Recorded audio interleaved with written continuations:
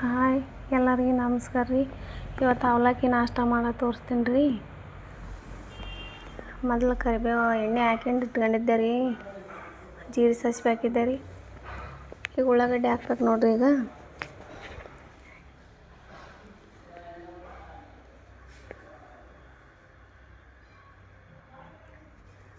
ಉಳ್ಳಾಗಡ್ಡಿ ಹಾಕಿ ಸ್ವಲ್ಪ ಅದು ಕೆಂಪಾಗತಕ್ಕ ಹುರಿಬೇಕು ರೀ. ಎಣ್ಣೆಗೆ ಫ್ರೈ ಮಾಡ್ಬೇಕು ರೀ.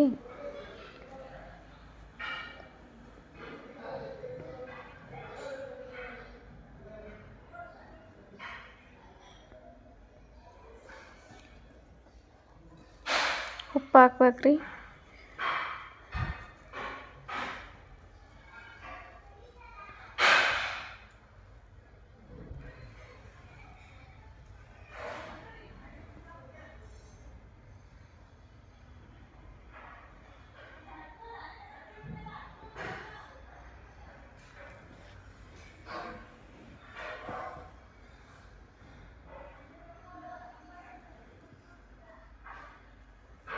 ಸ್ವಲ್ಪ ಕೆಂಪಗಾದಗಳೇ ಅರಿಶಿಣ ಹಾಕ್ಬೇಕು ರೀ. ಈಗ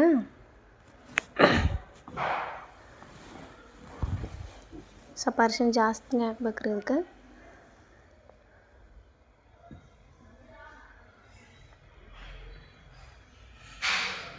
ಈಗ ಹಸಿಮೆಣ್ಸಿಕಾಯಿ ಹಾಕಕತ್ತೀನಿ ನೋಡಿರಿ. ಸ್ವಲ್ಪ ಖಾರ ಜಾಸ್ತಿ ಇರಲಿ ಅಂತ ಹಸಿಮೆಣ್ಸಿಕಾಯಿ ಎಸನ್ ಕಟ್ ಮಾಡಿ ಹಾಕಕತ್ತೀನಿ ರೀ.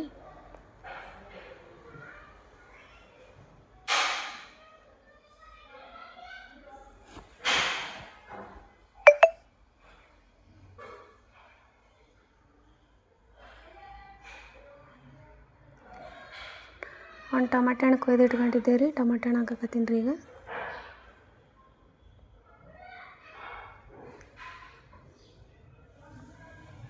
ಸ್ವಲ್ಪ ಚಂದ ಫ್ರೈ ಐತ್ರಿ ಇದು.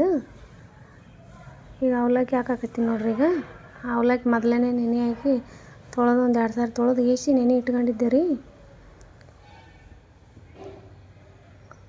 ಈಗ ಚಂದ ಎಲ್ಲ ತಿರುಗಬೇಕು ರೀ. ಇದು